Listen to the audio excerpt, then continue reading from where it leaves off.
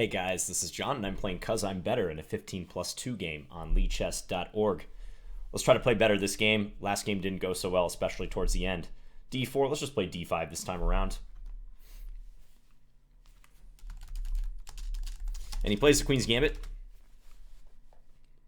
Alright, I'll stick to my usual stuff, especially in the interests of playing faster.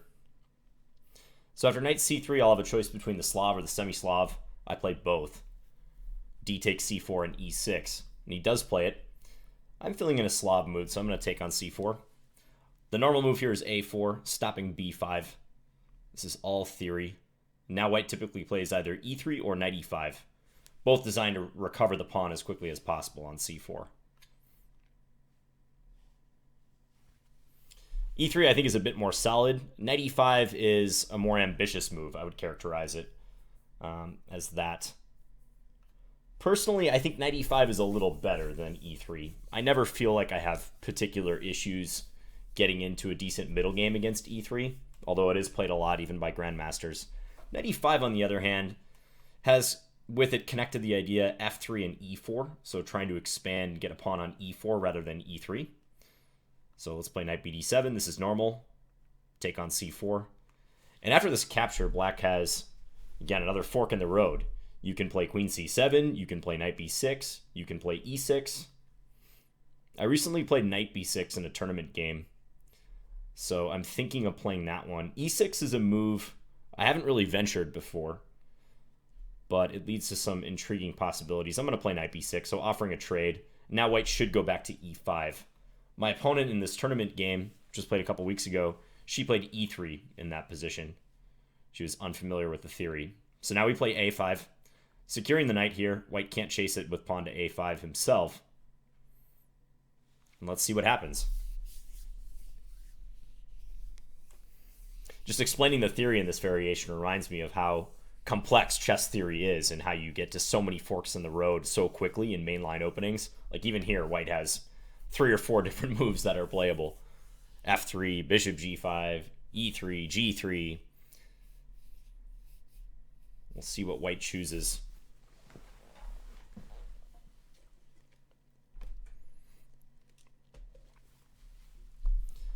So f3 again would have in mind e5. However, that is a bit time consuming. I remember I lost a game pretty badly on the white side of this variation one time. I think it was the first time I'd ever played against it. On f3, I think I'm supposed to play knight fd7, if I remember correctly, offering to trade this knight on e5.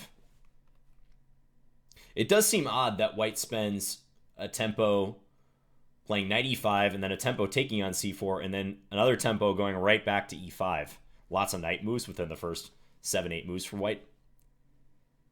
But in playing this way, white hopes to later restrict black. If you trade too many pieces in these Slav structures, black is usually fine because of their extremely solid structure.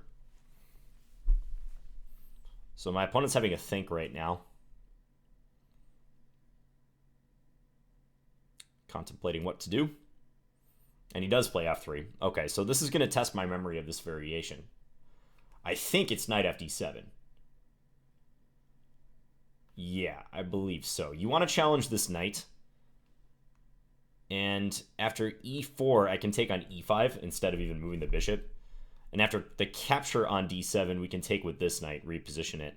And then after e4, bishop g6, black may be able to stab in the center with e5 at an appropriate moment. Otherwise, that plan of f3 and e4 can easily cramp my position, and it can end up a little shaky for black. Okay, and the knight retreats to d3, so he's going to great lengths to preserve this piece. That is interesting. Okay. So my immediate reaction is just to play e6. I'd like to play e5, but tactically I don't think that's going to be justified. Nor does taking on d3 make much sense, so I may have to allow white to play e4 and then just move my bishop when that happens. So e6, e4, bishop back to g6. White has a nice center, but I have decent squares for my pieces. It looks okay. Just pausing for a second to consider if I can get away with this. I don't believe so, but I haven't seen knight d3 before, and usually the first move out of your own book, you want to pause and try to consider the situation. So yeah, I think e6 is just what I'm going to do. Bishop takes d3, queen takes d3, e5 kind of catches my eye. That would be one way to try to speed up the pace of the play. I do have better development, but does that run into problems with the pin? Bishop takes d3, queen takes d3, e5, d takes e5, knight takes e5. No, it should be all right. If queen e3, I think I can play knight to c4, knight b to c4, that is. And then if queen e4, I should have something there.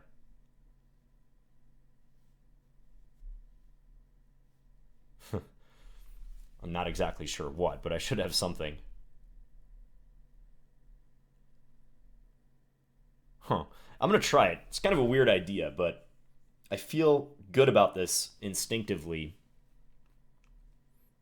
And white has burned a lot of time moving that knight around. What is that, 5 knight moves that white made within the first 10 moves? Knight f3, knight e5, knight takes c4, knight e5, knight back to d3. So half of white's first 10 moves were with that single piece. So that's what's encouraging me to play in more direct, decisive fashion. Otherwise, I didn't see anything particularly wrong with e6, e4, bishop g6 as normal. So let me try to solve that variation. Okay, white played e3, so it's a moot point, but I was going to figure out what happens if take on e5. So white is just content to play with the bishop pair for now. But white is behind in development. Okay, I could take here right away, and then maybe after queen takes, I play knight c5. Looking to secure some squares on the queen side for my pieces. I think if white plays pawn takes, I'm relatively happy because white has an ISO. Yeah, let's take right away. Let's see if white preserves their pawn structure or takes with the pawn. I have a feeling e takes is stronger than queen takes. But white might be tempted to play queen takes. Because one thing white might be thinking is that after queen takes, I can't play bishop c5 due to queen takes g7. Okay, white does take with the pawn. Now, where to put this bishop? b4 is the usual square for it, but given that the e file is open, I'm kind of thinking I should go to e7. There's also even bishop d6. But white may check me on the e file, and I'd have to play queen e7, block with my queen. There's queen h4 check here, forcing move, but after g3 I haven't gained anything as far as I can tell.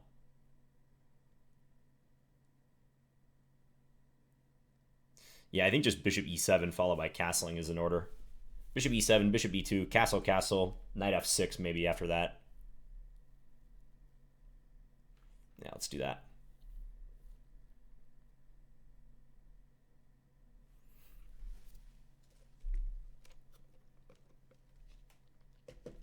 One person wrote in the comments to the last game that I should try to trust myself more. I should trust my intuition. And I fully agree. I mean, there's times where in these 15+2s or even in my faster games where I'll defer to calculation in positions that I probably should just stick with my instinct. I have a tendency towards perfectionism in that sense. So castle, castle. I want to attack this pawn. Or use the d5 square. The square immediately in front of an isolated pawn is often very weak and provides a useful outpost. So I'd like to get a knight there, but I don't want to play knight d5 right away because he can take and my d-pawn will end up isolated. My c-pawn, rather. So, thinking this. White's got some holes in his position, especially on the dark squares. b4, e3, f4. A knight on d5 would be nice. Looking at anything more direct I can do against d4, but I'm not liking those plans as much. I was thinking maybe some reorganization like bishop f6, rook e8, knight f8 to e6.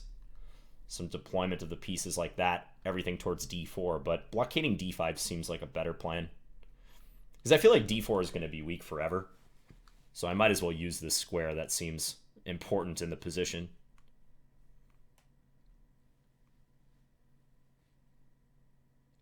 was checking to see if my camera is blocking the time here, because I know I did that on a couple videos recently.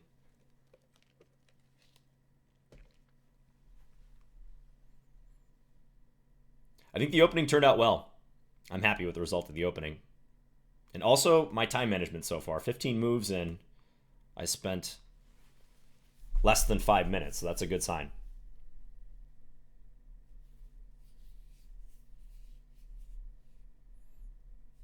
Natural now for white would be to bring the dark square bishop out. But I'm trying to play off the fact that it's not apparent where this bishop is good quite yet, I don't think.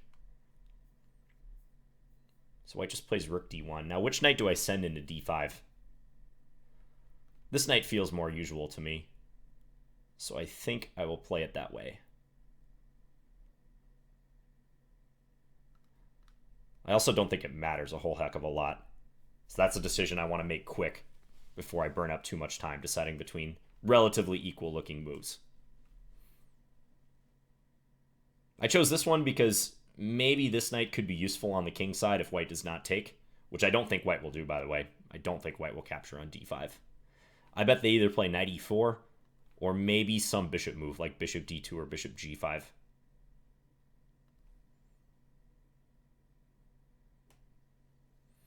Because if white trades, yeah, when knight e4. If white trades, then I'd get to avoid having a superfluous piece situation. Fancy term for having a piece that is basically trying to occupy the same square or play the same role as another place. It often happens with knights. They're like stepping on each other's toes. This knight really wants to get to d5. So here I don't want to take on e4 because if f takes e4, white gets to repair their structure. Knight b4 could be played with tempo, followed by bringing that knight in. I do have to be mindful that white might use the c5 square for their knight. Rook e8 seems useful here. Maybe I'll hold off on any sort of knight decision quite yet. Queen b6 also looks pretty useful. Because maybe white wants to swing their queen to b3 and attack b7. Just a little repositioning. Yeah, I like queen b6. Let's do that. Queen seems well placed here. Eyes both of these pawns. Stops queen b3. Connects the rooks. I can look forward to most likely playing my rooks to d8 and e8. I think that's the array I should go for. Looking good still. This is also going to make white think twice about whether they want to play their bishop out anytime soon. I probably won't be taking on b2 if white plays a move like bishop g5. Yeah, just because of rook b1 and my queen is trapped. Or very nearly trapped. Maybe I can play knight b4 there, I don't know. Nah, knight b4 wouldn't work. So yeah, I probably wouldn't take on b2, but white might have to burn some time just contemplating what happens if queen takes b2 is ever played.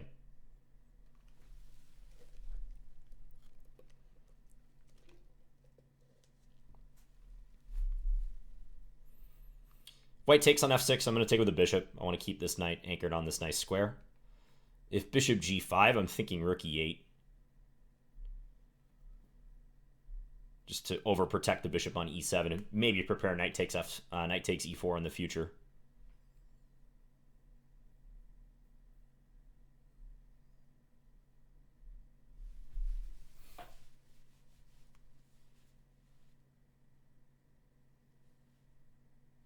If you're a Scandi player, by the way, shout out Team Scandi, hashtag Team Scandi. The Slav is an opening you might consider taking up against d4 because the similarities to the Scandinavian are plentiful, mostly with the pawn structure. You get the pawn structure with the pawns on c6 and e6 quite often in a Slav, as you do in a mainline Scandinavian.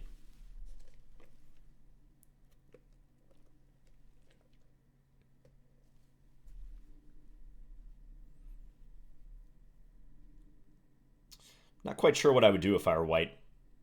I feel like white has to proceed with caution.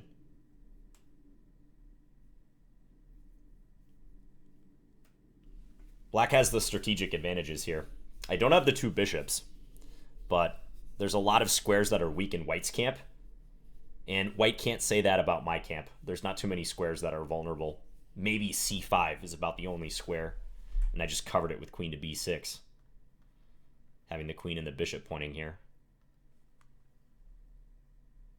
This structure on the queen side is very nice when combating b2 and a4. In particular, the b4 square is just a great anchor for your pieces. I was talking about knight b4 a second ago. Earlier, I was talking about maybe using bishop b4. That's a place that the bishop goes a lot of times in the Slav. And white doesn't have a complementary square on b5 they can point to and say, hey, I've got control of that square because my pawn on c6 covers it. In a lot of positions, not necessarily even the Slav, this is a good pawn structure. These three pawns arranged like this.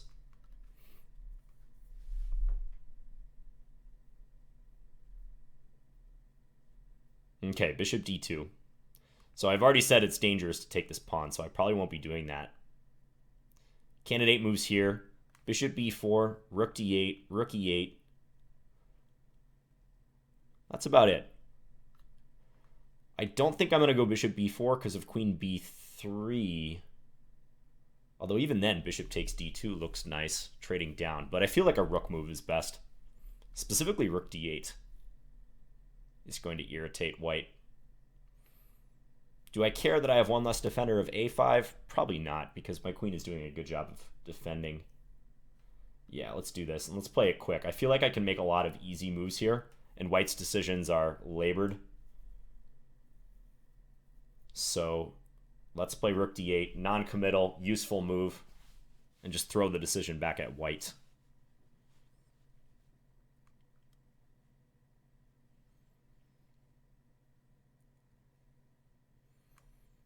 So now knight b4 becomes a more realistic possibility. I'm realizing on the last move, after knight b4, queen b3, I could actually take on d4 with check.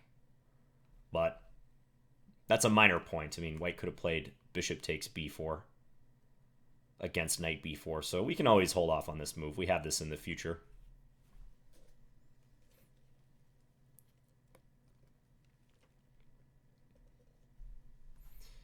So what to do for white? Maybe rook c1, looking to prop up knight c5. But that doesn't really address the d4 issue.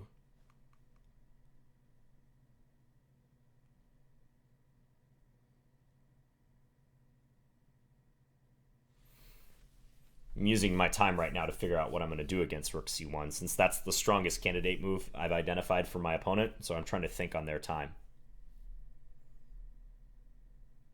Probably it'll be time for knight b4, if white plays that.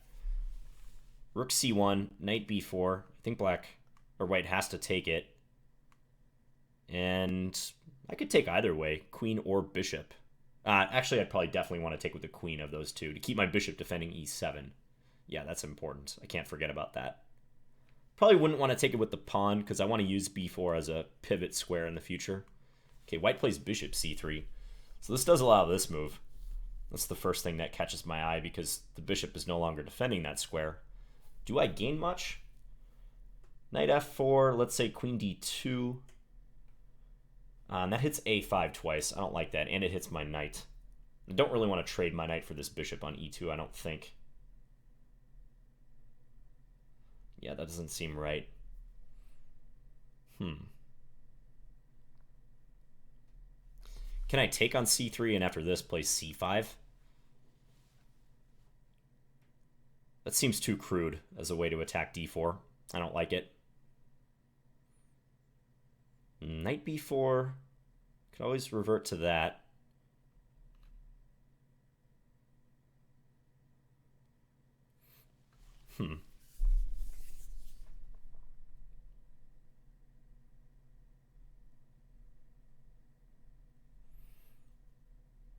Again, I could play something like rook e8.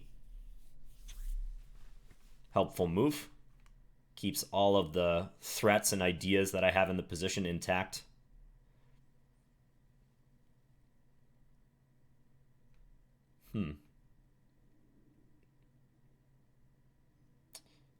Don't think knight takes e4 is justified yet. Let's play rook e8. Sort of in the same spirit as rook d8. Don't see anything concrete, but white's spending a lot of time per move. Clearly, white's uncomfortable here.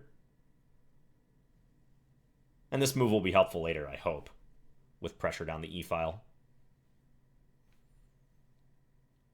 So queen d2 is plausible, attacking this pawn.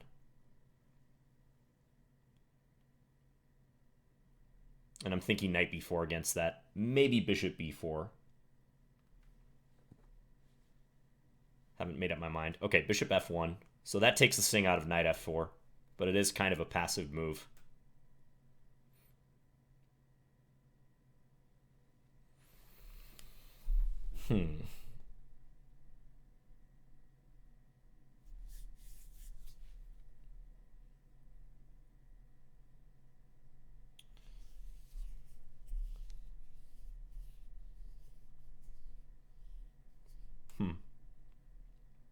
So again, knight b4.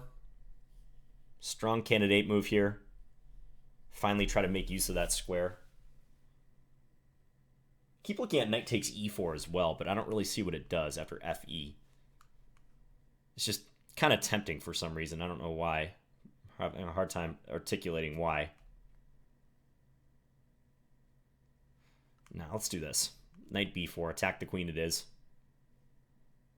Open the rook towards d4.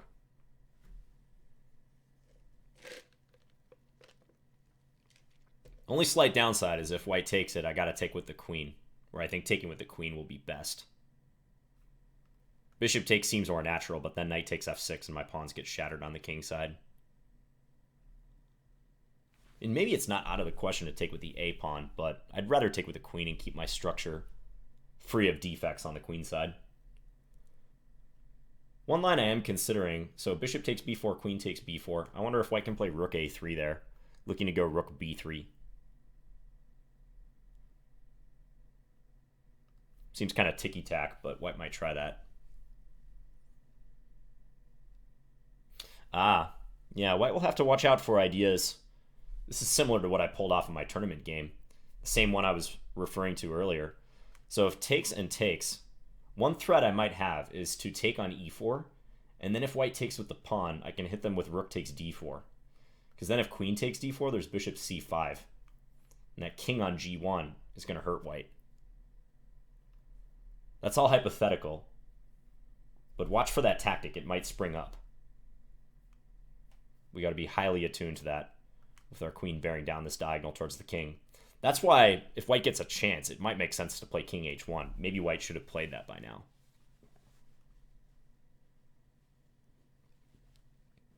Hopefully I didn't miss an opportunity for that. I don't think so with the bishop on c3, but if that bishop moves, then d4 is going to be even more vulnerable. White's taking a lot of time here, so under 2 minutes and 30 seconds with the 2-second increment. He obviously subscribes to the Finn School of Time Management. Okay, queen e2. That looks very awkward. Gut reaction to that move. How about this knight coming to d5? Then I've got pressure on c3 always, knight f4, and even f5 in mind. Adding an f5 to the mix could be really nasty for white. I wonder if white's going to park the queen on f2. So if knight f d5, queen f2, and then maybe try to go knight c5. Maybe that's the big idea. Could be. Yeah, probably is. I don't see any other reasonable way to play this for white. Maybe now I take on e4. And if fe, then play a bishop move like bishop f6. And I've got both rooks pointed at the e and the d pawns then. White will have a strong center, but that comes with the responsibility of maintaining it.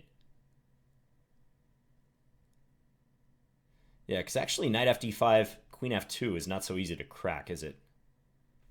f5, knight c5. Guess I can maybe play bishop g5 there, threatening bishop e3, but looks too easy to sidestep for white.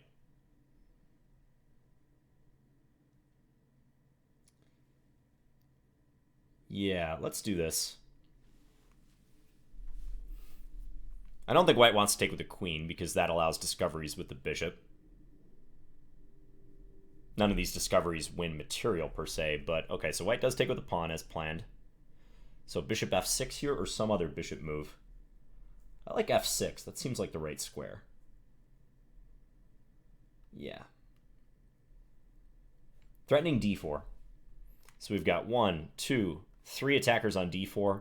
White has only 1, 2 defenders. And if white plays queen f2 to add support to the d4 pawn, then we can just snatch on e4. If queen e3, there's knight c2 with the fork. So this looks actually very harmonious for me. Against this move, I can take it, importantly. Because, again, look at this pin. So bishop takes e5 or rook takes e5. I think bishop takes e5 because, well, bishop takes e5. I guess I can play queen f2 then, huh? And the bishop would be under attack at that point. So rook takes e5. White could also play queen f2, but maybe then I reposition this rook. Or maybe to e4 is better. Trying to gang up on d4. So this is a nice situation, deciding between two good moves.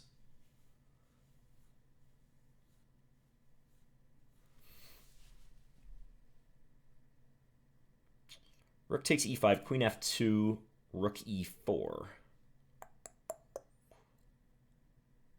That's the line I want to play. Yeah, I'm going to do it. So 3 minutes, 42 seconds for me. But we just want a very key pawn in the center. Okay, so rook e4. Yeah. Just further lean on this pawn. Now we've got 4 attackers there. And white has 3 defenders. And again, I don't see how white gets another defender. I'm a little worried about my back rank. If I take here, I got to make sure that I don't fall victim to any sort of pin situation. That's probably a good move. I didn't see that move because that adds an attacker to f7. So if I take on d4, I run victim to f7 being loose. Does that actually even matter, though? I wonder if I can almost ignore that. Bishop takes d4. White definitely can't take with the queen. It's pinned. So bishop takes d4. Let's say bishop takes f7. I always just move my king. No problem. Bishop takes d4. Bishop takes d4. Rook takes d4. Queen takes f7. King moves over. Rook takes d4. Queen takes d4. Check. Position's opening up a little bit. I don't think I should do that.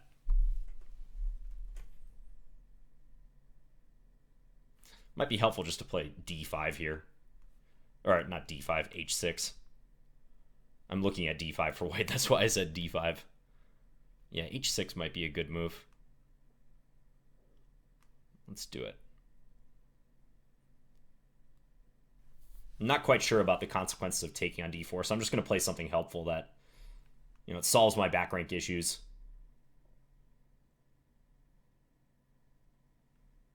Still a bit ahead on time. I wish I had more, but we're both pretty low. Okay, the king moves over.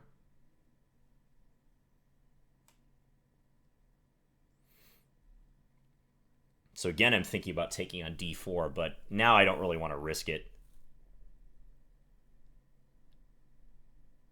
Yeah, now I don't think it would make sense to risk it. Okay, let's bring the knight here.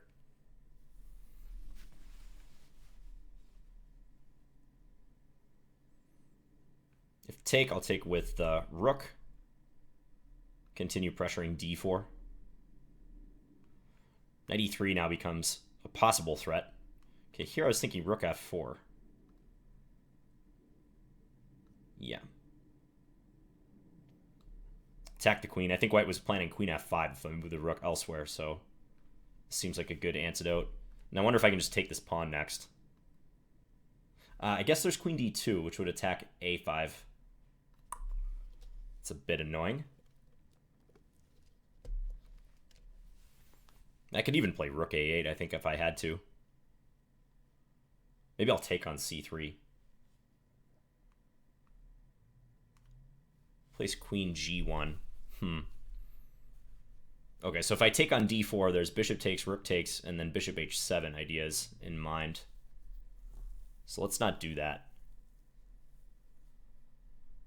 Maybe king h8, prophylactic move. Looks a little weird, but pretty straightforward idea right there. Also, rook e8, just take the file.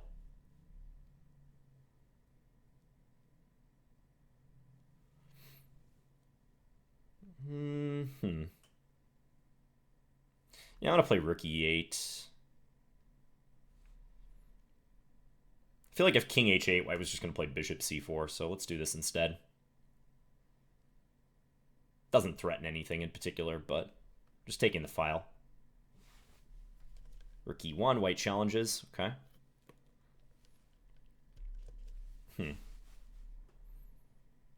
d4 seems to be getting weaker.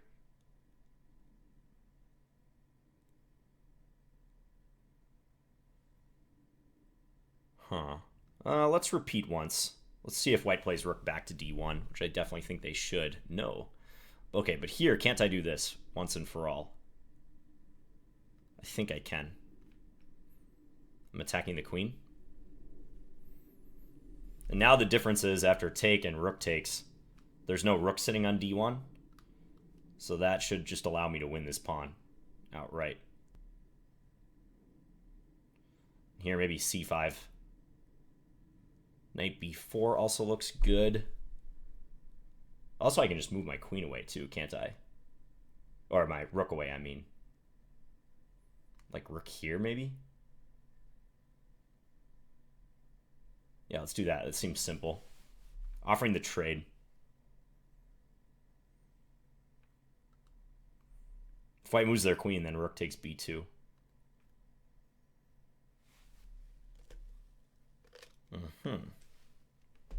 White wants queen f5. I don't think it amounts to much after g6, though, right? Let's take that. Looking for queen f2.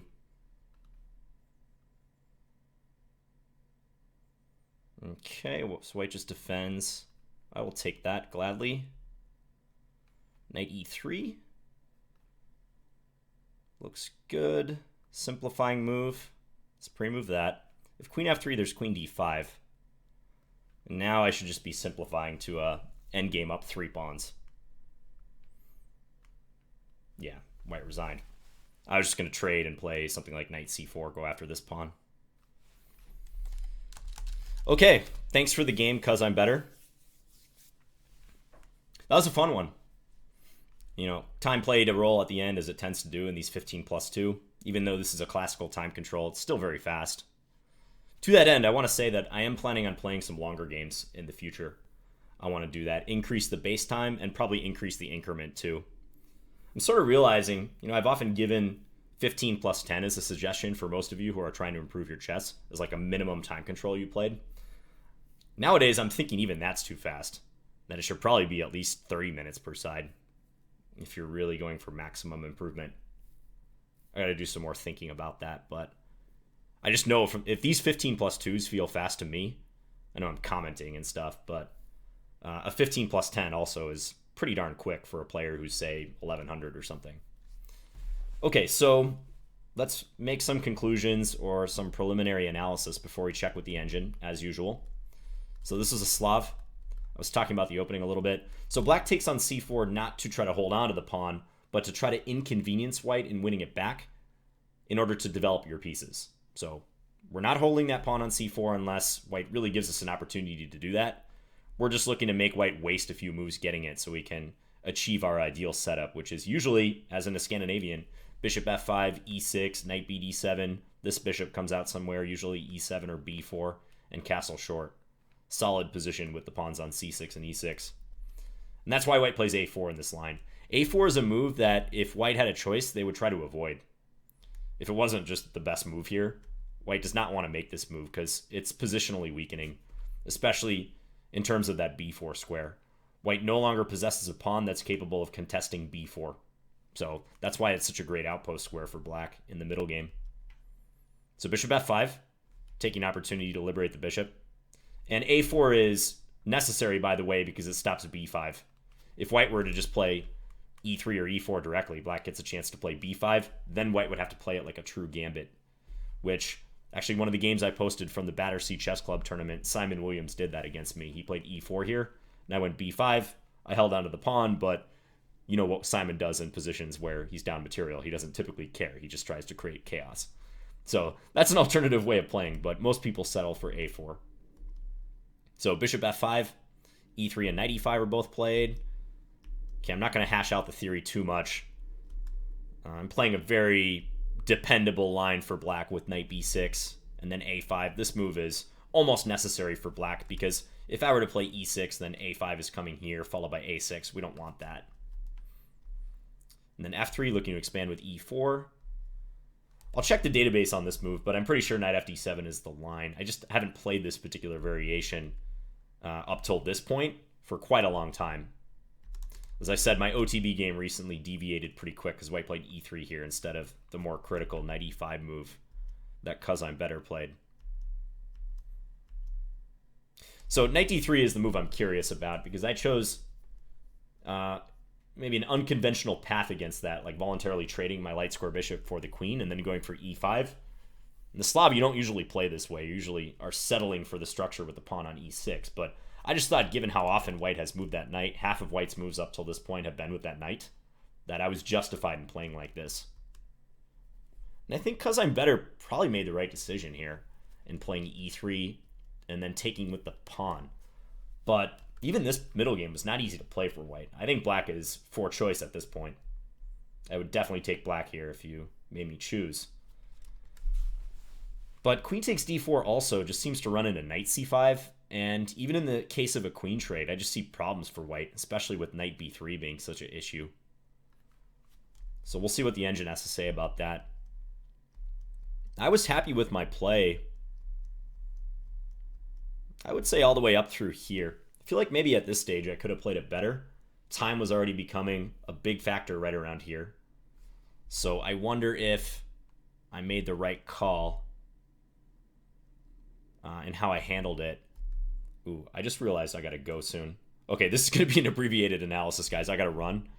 I'm actually meeting up with my dad very, very soon. And I did not realize what time it is. So, okay, so the thing I'm gonna check is like right around here too. I just wonder, like rook fe8 felt a little wishy-washy to me, but maybe it's okay. Taking on e4, also a big decision. This did yield a pawn. Actually, once we get this far, I think white's in trouble because I don't see how white holds the pawn with the triple attack against d4 and the fact that queen f2 and queen e3 both run into tactics. Rook takes e4, knight c2. Yeah, now it was a lot better. Eventually won a couple pawns, although it was a little shaky for a couple moments there. Okay, so in the interest of time, let's click over to the analysis board. I know I'm perhaps being a bad role model. I'm always talking about how you got to wait to add the engine, but I kind of did. I drew some conclusions. Let me just very quickly check this position. Yeah, so where's the opening explorer? Right here. Yeah, knight fd7 is the main move. There we go. And knight d3 only played in 15 games, and white didn't score particularly well. Okay, and black chose bishop takes d3 in a lot of these games, followed by e5, which the computer also agrees with. All right, that's good enough for me. For now, at least. That's just a real quick validation of the line I chose. Let's see right here. What does white like? Or what does the computer like? Wants to put the bishop on b4, but also black retains an edge here. Yeah, it says white should take with the pawn. Castle, castle. Okay, knight f6. It's not a huge advantage, but it is a advantage. Let's call it a quarter pawn for black. What about the position I was looking at? Like right here. Okay, so wants to go knight f4. I thought knight f4 would just be met by queen d2, though, which attacks f4 and a5. Knight takes e2, queen takes e2, knight d5. Okay. Yeah, just an alternative way of playing. I wanted to try to keep the tension. I think it's better to keep the tension when your opponent's in time pressure, especially. But yeah, rook fe8, technically I don't think is quite the best move. I maybe should go for something more concrete there. Bishop f1, knight b4. And now my advantage is growing. This looks good. Yep, and knight takes is a good plan, followed by bishop f6. And it looks like I'm going to win a pawn here. So if king h1 is the best move, can't I just take on d4? Yeah, that's a straight pawn. Queen f3, that doesn't affect things. Okay, so I'm satisfied with that. So where did I mess up after winning this pawn? Yep, rook takes e5 is right. Queen f2, rook e4 is right. Here, I should move my knight back. I played h6 here. Not surprised that I had a couple inaccuracies round about this stage. It looks like nothing that really changes the evaluation in any major way. But yeah, could have played this slightly better, it seems. Rook e8 is not so good. So the engine actually does want to play some prophylactic move. It suggests king f8 here. I was contemplating king h8. Main reason is if I go for the pawn on d4 right away, remember there's bishop h7. So yeah, white could do it like this even. And actually even here, I have 2 pawns plus the knight against the rook. It's not terrible, but there's no reason to do that when I'm already up a clean pawn. So maybe, yeah, king h8 was what I was thinking, but I can see the benefit of king f8 as well. Yeah, I don't know about this either. Rook e8, and then I move the rook right back. I kind of thought better of trading, but white should probably just bring their rook back here, especially in time pressure. Repeat the position once, but they did this, and then I can take on d4. Yeah, now that advantage just jumps all the way up to plus 3.5 or so in my favor. Yeah, I think this is just bad news. Rook b4 is given a question mark. But it says that white's best is a trade, in which case, as far as I can tell, white's just still down 2 pawns. Here, if queen f5, I was going to play g6. Yeah, and this is just winning for black. Traded off the pieces at the end. Once you get the queens off the board, I'm up 3 pawns. It's an easy win. Okay, so I'm pretty happy with that game. Hope you guys enjoyed it. I know I'm wrapping this video up really fast. Normally I'd go on for another 20 minutes or so, but I got to run. So as always, thanks for watching, and I'll be back with more videos very soon. Bye, guys.